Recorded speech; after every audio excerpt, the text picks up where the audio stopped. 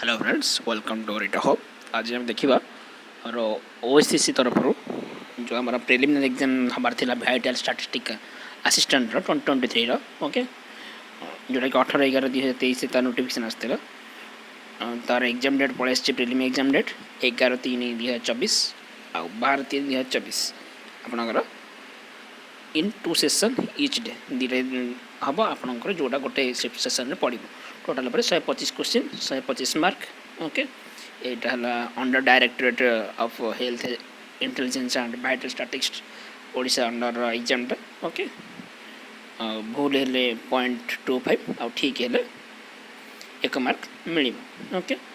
2 घंटा समय 125 question 125 mark आपण मैंने काली माने 3/3/2024 अनवर्ड्स आपनकर एडमिशन लेटर डाउनलोड करि पारिबे ओके।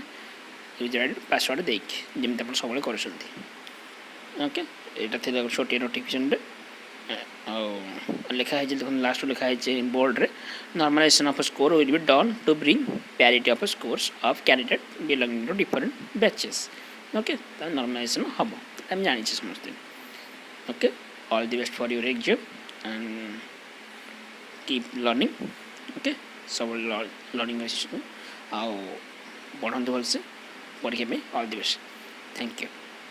हाँ यहाँ है computer based okay exam CBRE model okay okay thank you have a nice day good night.